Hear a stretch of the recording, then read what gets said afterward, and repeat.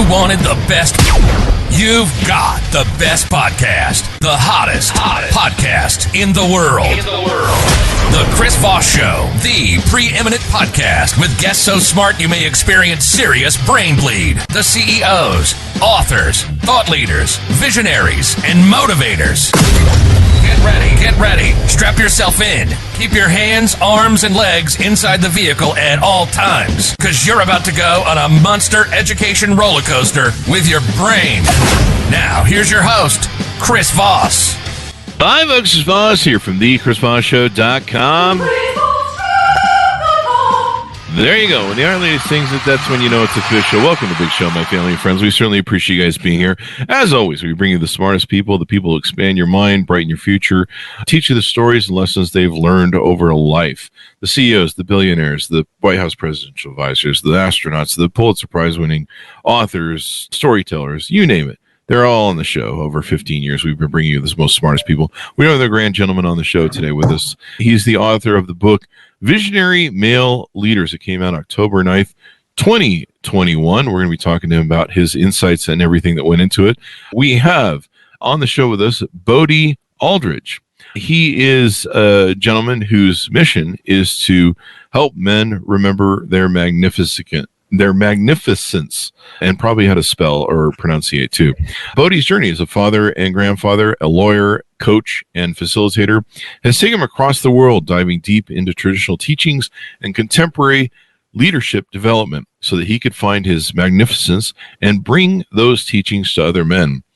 Bodhi's commitment to self-development, to lifelong learning, and to supporting men in business has allowed him to influence and support many organizations and leaders around the globe. He guides men to develop presence, open their hearts, and integrate their masculine and feminine energy so they can start paying attention to what matters most.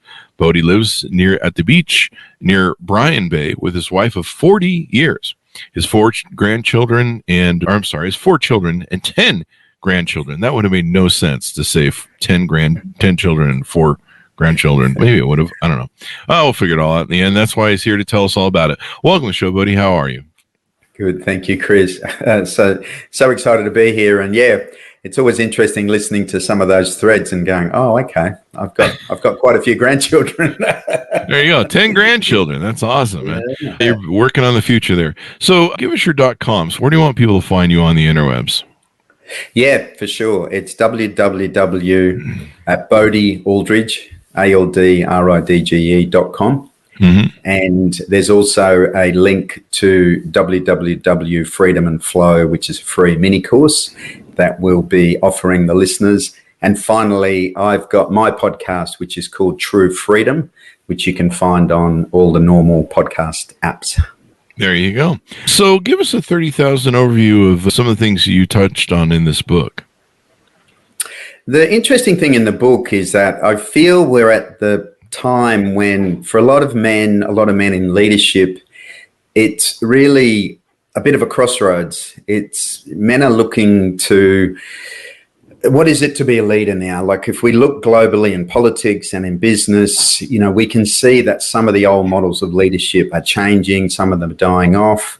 Mm-hmm. And then if we look at the kind of swing that came through from the 70s and 80s, a lot of men are going, that doesn't quite suit me either.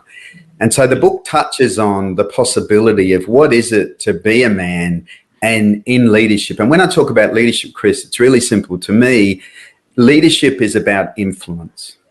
So you can be a leader in your community, you can be a leader in your family, you can be a leader in your business, running your business. You might have a leadership role in your community, your faith-based community. I think at some level, so many of us are influencing the people around us. Definitely. I mean, we all have kind of influence, and everyone can be a leader when it comes down to it. So One of the things you talk about is the masculine and feminine sides of leadership. Do you want to define what those are for us? Sure. Yeah, thank you. It's always good to define. And again, as the bio mentioned, I've studied a lot traditional wisdom. Mm-hmm. So, Hindu, the Tao, the Aboriginal here in Australia. And what I noticed was that all traditional cultures had words for this energy, the masculine and feminine energy that runs through the universe and runs through nature, Mother Earth, Father Sky. And, essentially we could call it anything, yet these names, these labels seem to have developed. And one of the key things is that it's not based on gender. And I'll explain that a little bit more, because often one of the strong filters is we automatically go to gender. And so if we go to the biggest context, Chris, these traditional wisdoms talked about the fact that in the universe and in the energy, there are these polarities. You think about the North and South Pole. And what they realized is there's a certain energy which you could call masculine and a certain energy that you could call feminine. And the simple definition at that level is the feminine energy in us and in the universe is everything that flows, everything that moves. It's like the ocean or the river. It's constantly moving. The masculine energy in us is that we can presence and witness the feminine. So it's like the river with the riverbanks. And as men and as women, and obviously I work mainly with men, it's about how do I get the balance right between the riverbanks, structure, scaffolding, certainty, and the river, the flow states in sport, flow states in business. And that's a big part of what I teach, is how to integrate these two aspects in ourselves. There you go. There you go. People don't, it's interesting to me because I talk about masculine and feminine energy a lot. Like on my Facebook, I discuss it and stuff. And it's interesting to me how many men and sometimes women, I think women understand a little bit more because they know what it's like to be in their feminine when they are around a masculine frame. But then if they don't have that masculine frame to provide and protect and provide security, then they have to man up and be in their masculine. And so I talk to a lot, and a lot of people really are really stunted in being able to understand that, both men and women can operate in their masculine and feminine, and you can play both sides. There's some people that seem to be really centered in it. Like I've met men who are very emotionally centered in their feminine, and vice versa. I mean, I've met some women that can't come out of their masculine no matter how much you see this. And in America, you're in Australia. In America, we have some real serious problems over here with people really confused about whose roles are what and what roles are who and who's being who. What sort of challenges are you seeing in the world from your end of life, and what are men experiencing that they need more help with stuff like this? Yeah. And again, great awareness. Again, if I just thin slice it a little bit more. So again, it's not about gender. There's gender. We know that many conversations around gender fluidity, all those sorts of things. If we come into the different aspects of it, so firstly, there is our energy, our life force, almost like our sexual energy that comes through. And for most men, they're more in their masculine, and for most women, they're more in their feminine. Yet from there are also these traits. It's like this continuum of traits, the yin and the yang. So if you think about masculine traits of, as you say, being the protector, holding space, that strategy, that linear, and these traits for the feminine of connection and compassion and collaboration, those traits are available to all of us. So what I see often, particularly in business, Chris, is a lot of women have had to use masculine traits, but they've lost their femininity. Because they didn't have that distinction. How can I still be in my feminine energy as a woman and be strategic and be linear? And what's happened is for a lot of men, their version of the masculine energy is, if you think about healthy and unhealthy anything, there's a lot of unhealthy hypermasculinity. So being a provider is a very important trait, but the ultra competitive aspect, the power aspect for some men can be a distortion.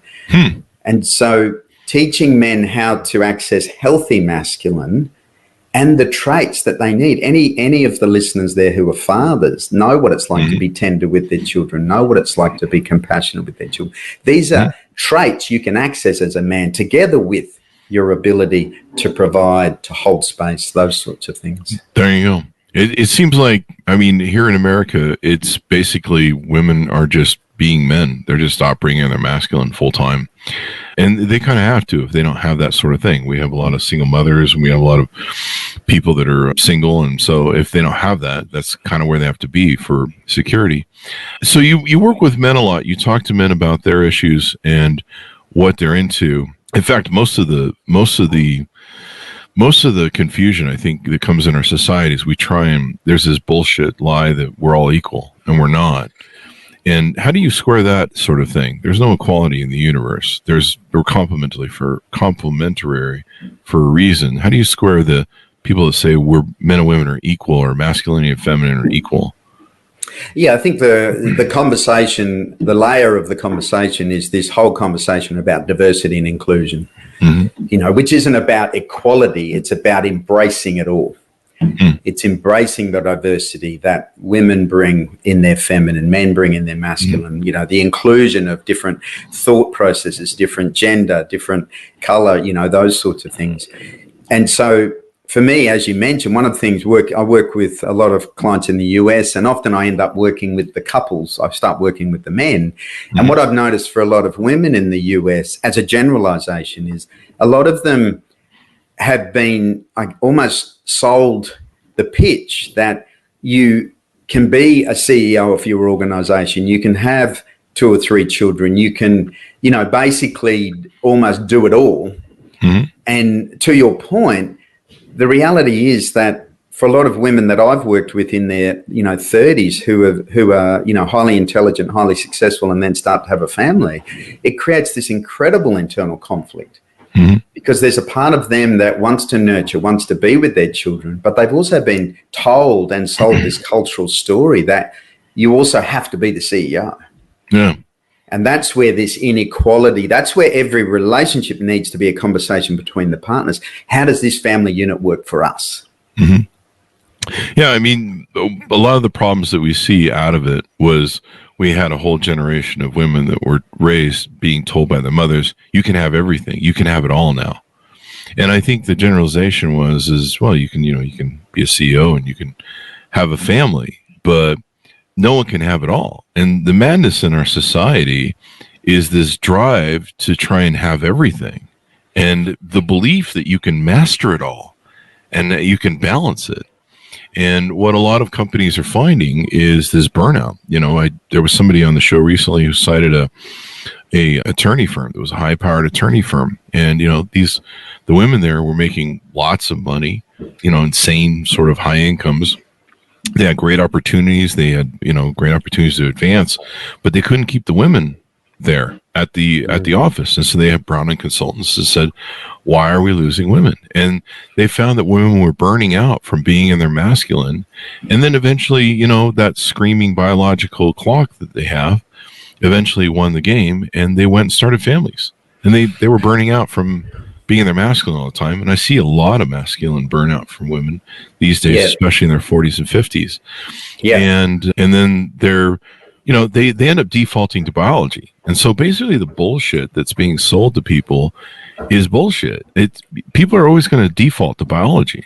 Even with all the stuff we get in America where, men have to do this and men have to do that, or men have to be more like women is basically what we get told.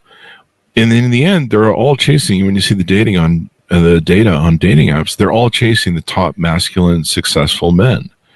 So they'll tell you one thing. We have nice guys who just will sit around and play with babies, but they're all chasing the top masculine men. So it's quite the double dipping dichotomy that's going on in our society. You're just like, there's a lot of bullshit going around. Again, it's the interpretation, as you say. So a couple of great points you make. So with the burnout for women in their feminine, again, what's occurred working with a lot of leaders and a lot of female leaders is that without awareness, a lot of women have had to develop masculinity and masculine traits to succeed in our current business models, law firms, as you mentioned, any of that. And one of the things, I ran a business breakfast just for women last year, and I was able to take them through some practices where you can stay in your feminine energy and, as I mentioned, access some of the masculine traits, because sometimes you need to be strategic, you need to be linear.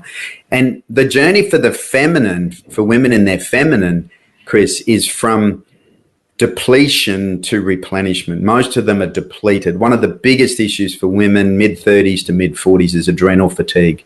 Oh. As you mentioned,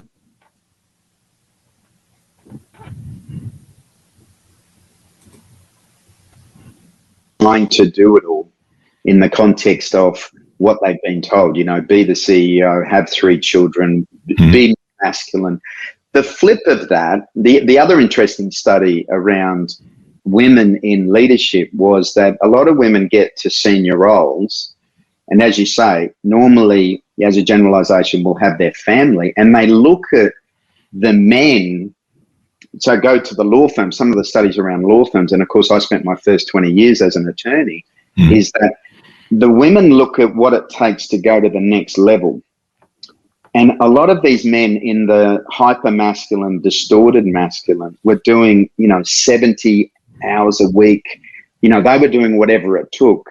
And the studies show that a lot of women are looking at that going, I'm not sure if I'm willing, with a family, with balance, with my marriage, to really, that's the whole glass ceiling. A big part of the glass ceiling was, it wasn't just the opportunities for women, it was also a lot of women going, I'm not willing to make that sacrifice. And that's where they lose good talent. That's where they lose, because they don't adapt. They think this is the model. If you're not willing to do 70 hours a week, then you're not able to elevate. And what I see globally, working a lot in Europe, is that so many organizations are realizing that we need to structure ourselves differently. We need to cater for the opportunities, not based on the linear masculine model of power and control that creates success, inverted commas, yet doesn't necessarily create sustainability. So a couple of things there. You mentioned the distorted masculine working 80 hours, 70 hours a week. What do you refer to as distorted? It's the healthy, unhealthy. So if you think about anything, and again, the US is a great example, and Australia's not far off. The suicide rate for men, for young men, is just tragic. We've got these incredible symptoms showing up. The burnout for men, the lack of purpose for men, the illness for men, the stress for men. So all of that, to me, my interpretation of all of that is we've got this. So one of the important masculine traits is a sense of competition, and healthy competition for men, teaching boys how to be good losers, how to focus on the game, in sport. But when it becomes competition at all cost, when it becomes dog eat dog, when it becomes I've got to win and you've got to lose, I would talk about that as unhealthy, distorted. To me, it's like there's a healthy and unhealthy. There's the distorted and a flowing, masculine and feminine. I think we've just distorted it because we haven't got the awareness that absolutely being competitive, being the best you can, is a great attribute. But when it becomes, win at all costs, and it's power over, which is often in business, I don't feel that's healthy. The other thing is you were talking about the structure of things and how things work and stuff. Business in my mind, and I operate on theory, so I'm always I may say something different tomorrow, but business in my mind is the same thing as hunting a woolly mammoth or doing what a tribe of men did back in the day, cavemen. Hunting, killing, strategic, being aware. It's killing. It's murder, slaughter. It's providing through that method, if you will. And that's what business is. You're looking to destroy your competition. You're looking to win, excel, whatever the case may be. There's a hierarchy to it. There's a pecking order. There's a hazing order to it that men do. The reason men haze each other is to challenge each other so that they know that when they are in the thick of battle, that person's not going to cripple at their in the knees, when they're fighting the woolly mammoth or whatever it is. Women's social structures are more communal, and it's very kumbaya. Let's sit around and hug each other and share our emotions. There's usually, it used to be there was some leaders that were there, and they would take care of each other's kids and provide all that sort of thing. But the structure of business is very hunting. Is the very hunter part of the hunter-gatherer syndrome. And so Machiavellianism and other things are natural structures to that, in my opinion. And I see people, they're always trying to convince me that, we need to change the structure of business to something that's more communal, like women. And I think in the structures that I've seen, I've never seen one succeed or fail. I don't think I'm ever going to see a Fortune 500 company that's a kumbaya sitting around and sharing each other's feelings. I mean, there's two important points, you know, and again, being a man of logic, being a man of theory, there's some fascinating studies now. So there was a great book by Frederick Laloux called Reinventing Organization, and it's been around now probably 8 or 9 years, if any of the listeners are. And what he studied, Chris, was exactly your point. How can organizations operate with an integration of the healthy and masculine?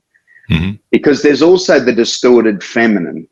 As much as there's the distorted or unhealthy masculine, the distorted feminine, which we see, just as much in the world, is. And so what he found, and it was interesting, he found 10 organizations globally, very successful, very profitable, and they were all operating a different system.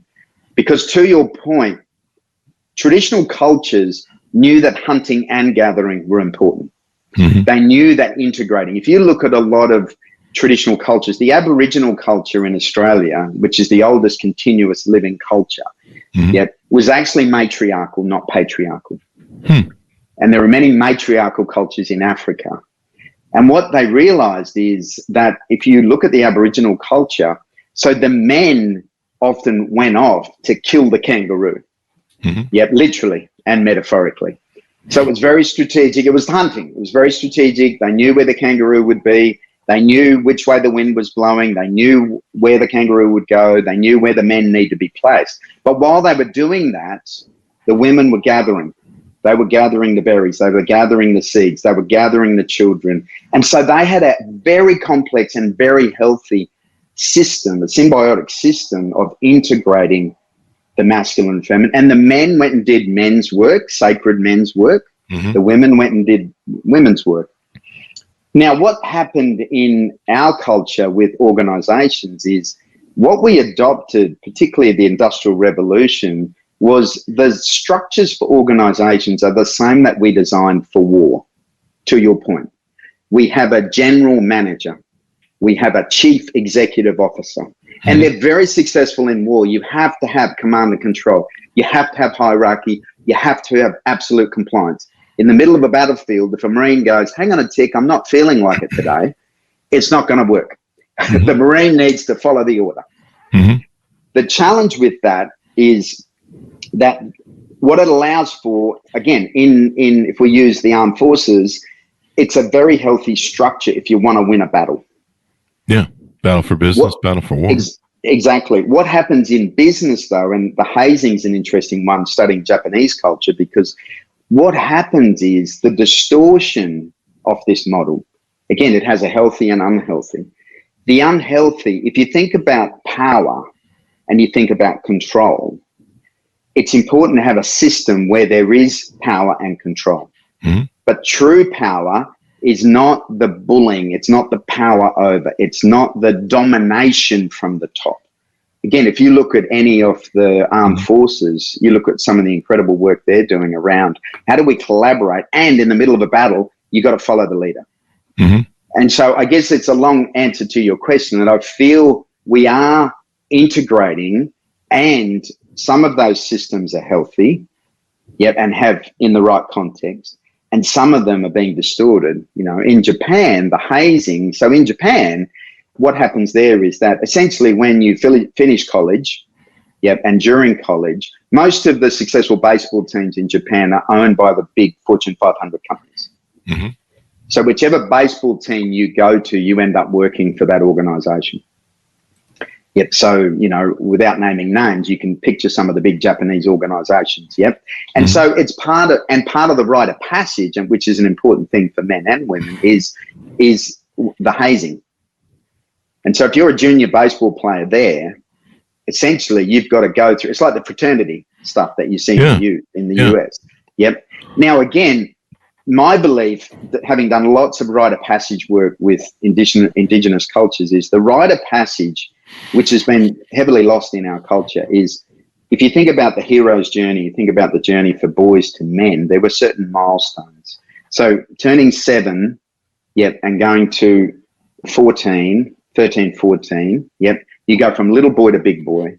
Then you go from big boy to young man. And then about 18, 21, you go into becoming a man. And all traditional cultures, the boys were taken with the men and the girls were taken the women, and they were initiated. What is it to move from little boy to big boy? Mm-hmm. And, you can't hang on to being a big boy if you're now an adult. Yep. And so the hazing, the fraternity, the stuff that goes on in a lot of the Western cultures, Japanese culture, I believe is, again, using that word distortion of, it is about initiation. It is about a rite of passage. It is about you're the new person in the team, in the business, in the fraternity.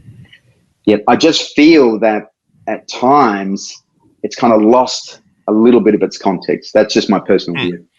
So I'm trying to understand, to make sure I understand all this thing. We'll move backward in order. So the hazing that men do is pretty, to my understanding, is pretty universal. Like, we do it in gaming all the time. And I don't care how many years I've been playing with somebody, how well I know them. The hazing element that we do is to make sure we're all up on the par. Hey man, you awake? You live? You on point today? We got to go do, we got to do battle. We got to do war. We got to go hunt. You on point? You're a little off today. You're falling down. You been drinking too much today? What's going on, dude? You're not performing to par. And that's how men keep each other in check and in line. And so to me, it's not really about initiation. It is part of that sort of thing. Yep. But it's also making sure that, you see football players do it on the team to each other when they're during the game or throughout the game, and even if it's just patting someone on the back, giving some support, or slapping somebody on the ass like they do in football games. I think they banned it. Didn't they ban it? I never see it anymore. But, it's constantly like making sure that everyone on the team is operating at their peak performance. Everyone's aware what's going on, because men inherently know, and this comes back to those caveman times, that the one guy who's the weakest, or who's going to, when the Tyrannosaurus Rex pops up, and he's going to run off. Now, clearly people don't write me that Tyrannosaurus Rex, I'm just using examples here. Yeah. But, he's going to run off, and then everyone's going to die because they needed that one guy to maybe overcome this thing. So that's kind of how I look at hazing. Okay. And sorry, just jump in. I didn't give hazing that meaning, a slightly different meaning for me, but absolutely to your point. To me, what I'd call that is commitment. Are you on and committed today? Are you committed to the team? Are you committed to your role? Are you here, present? So I'd still call it hazing, because we break balls. We here in America, we call it breaking balls. Mm-hmm. So I'm going to go up to you and be like, "You got your shit together, fucktard," right? And we can talk to each other that way as men. Can't talk to women that way. We can talk to each other as women, because we know, because I know, okay, my buddy loves me. He cares about me. He's breaking balls because he wants to make sure that we're all fucking, we're all up to par here. And so to me, that's still hazing. But it's, there's different definitions people can have. Now, you mentioned that the Aboriginals were a matriarchal society, but then you described a natural caveman society. So how were they predominantly matriarchal? It's interesting. The studies around herds in animals is fascinating. And if you're a hunter, you may notice this, because we used to think it was the stag deer that led the tribe. But the studies now, the footage is incredible. If any of the listeners are interested, what they realized is that if you think about the herd, the stag was often out in front. The stag was often the biggest, and obviously genetically the most desirable. Mm-hmm. But what they found was, before the herd moved, the older females were signaled to each other where to go. So they were actually directing the herd, and then it was led by the stag. And it's the same in indigenous cultures. The women, the matriarchs were holding the energy. They knew, where the tribe needed to go. They knew what the children needed. They knew where the berries were. They knew where the water holes were. But then the men went and executed through the masculine. They went Yep, and followed through that linear, through and that provided strategic. the security. Exactly. Yeah. So it's fascinating. Some of the studies. Wouldn't the women know that from their roles as gatherers? I mean, that's their caretaker. Yeah, Their job is to caretake the thing. So they would have to know that data. That wouldn't be men's data to have to know. Yeah, it's like exactly. It's like if I'm the top breadwinner in my home and I'm doing the masculine, providing this security. I've heard this complaint in divorce court where women will say he doesn't know the teachers that the kid has, and I don't know what sort of whatever fucking thing's going on in the school. And it's like, he doesn't need to. That's your job in the feminine, to take care of the water or wherever the thing is. I mean, the providing for the children. That's a feminine role. And whether or not you want to share that role, with your marriage, work it all out on your guys' end. So it's interesting to me. You mentioned the amount of suicides men have. I mean, It sounds like you guys have the same sort of thing we have going on here. Men's suicide is incredibly high. Why do you think that is? The two fundamentals for men, for the masculine, a sense of belonging and a sense of purpose. And what's happened in our culture, the nuclear family, the disconnection of community, the loss of village is, and I'm not sure what your experience is, but so many of us men, young men, teenagers, we often don't have that sense of belonging and fitting in. Where do I fit in? Sometimes you find it in a sporting team, you might find it in a family. And so a lot of young men have lost a sense of where's my community, where's my tribe? And then purpose, is so important. Men need a reason to get out of bed. We've got to have that purpose. And, having worked with a lot of young men here in Australia and setting up different organizations, when they feel a sense of belonging, I belong to this group, I belong to this tribe. And that's what we see in a lot of the social media in the gaming world. You're experiencing that. People want to belong to that community, whatever nuance it. So giving young men a sense of belonging and then giving them purpose. And for a lot, certainly in my community, there are disadvantaged youth here. And for a lot of them, it's just, getting an apprenticeship, getting a trade, having a job, a purpose, the whole conversation around employment, those sorts of things. So I believe they underpin. And out of that, just to continue, is that we know that the loneliest people on the planet are middle-aged white men. Yep. And that's because they've lost belonging.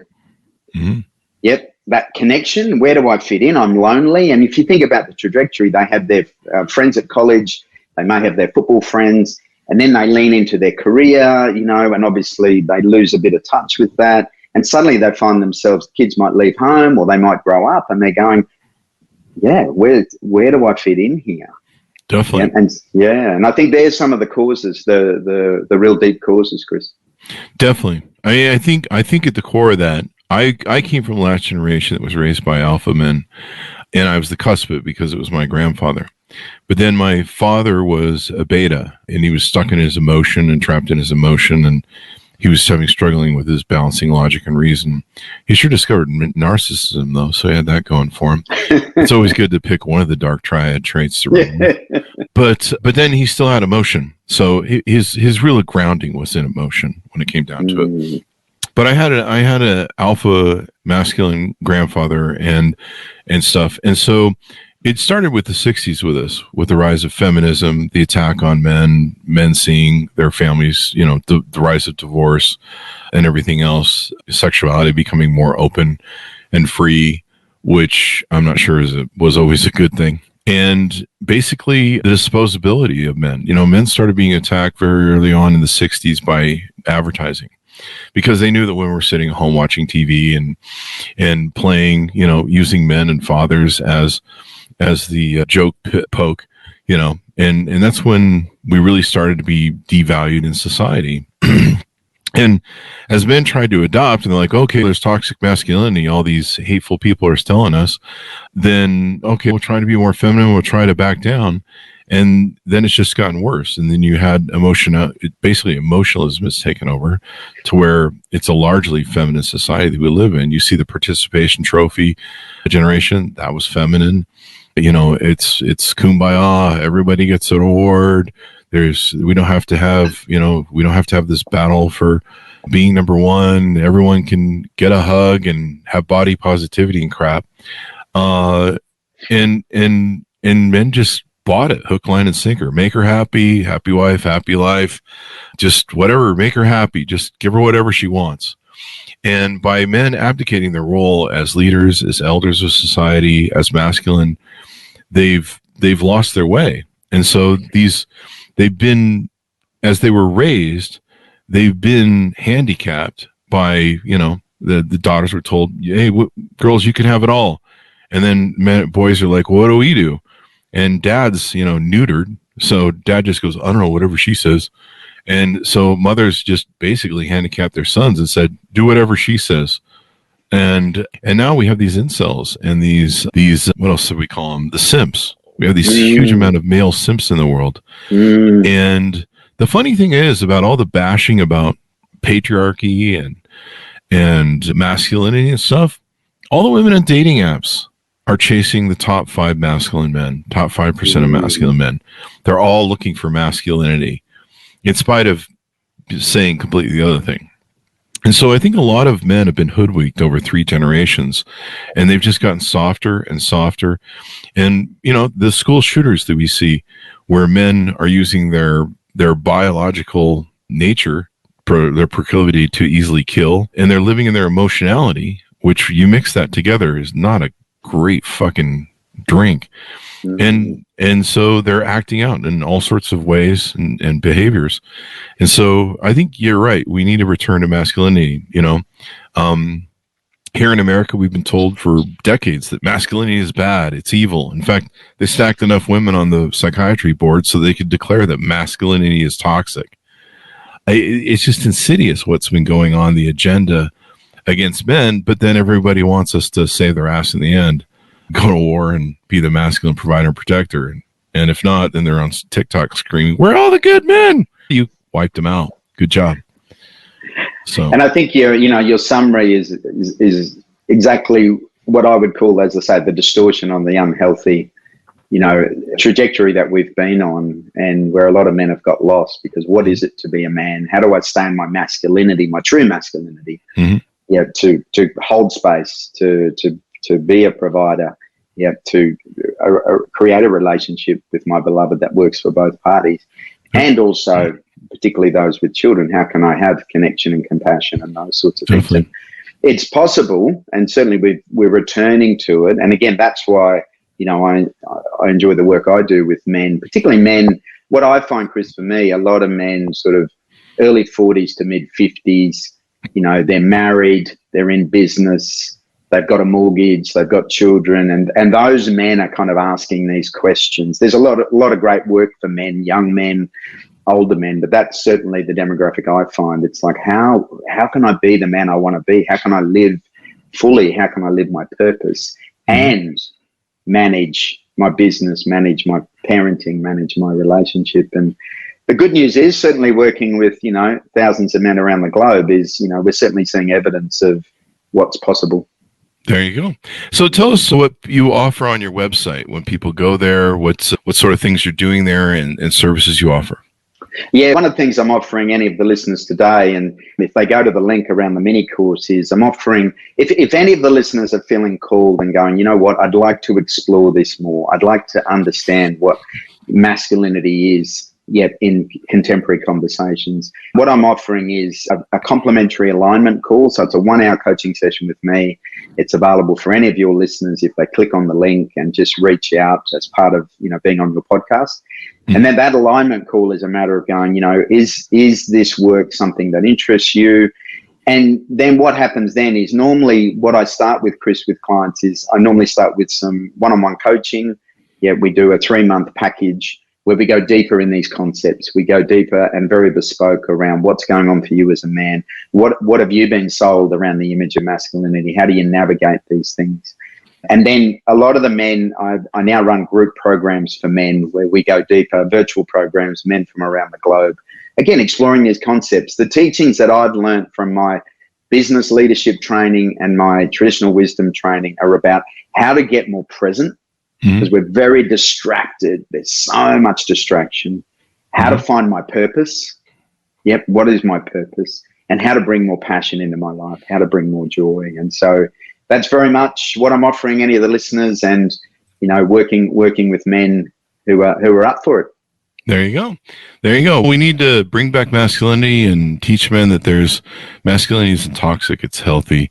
It's what all the women are chasing at my thing. I hear so many complaints from women that they cannot find masculine men. They don't like finding emotional men. And, you know, I've studied all my life from a childhood basis. I had to deal with seeing the different dichotomy of an alpha and a feminine grandfather and a very weak grandfather and a completely toxic grandmother who she couldn't operate safely in her feminine. That was basically it. So thank you very much for coming on the show, Bodhi. Give us your .com one more time so people can find you on the interwebs. Yeah, www.bodhi, B-O-D-H-I, Aldridge, ALDRIDGE.com. And True Freedom is the podcast. And then Freedom and Flow is the mini course, www.freedom and flow. And to your point around the most attractive thing to the feminine is a man who's present and on purpose. And any of the listeners who'd like to cultivate that, please reach out. Happy to help. There you go. So thanks, Manis, for tuning in. Go to goodreads.com/Chris Voss, LinkedIn.com/Chris Voss, Chris Voss 1 on the TikTok, and Chris Voss Facebook.com. Thanks for tuning in. Be good to each other. Stay safe. And we'll see you guys next time.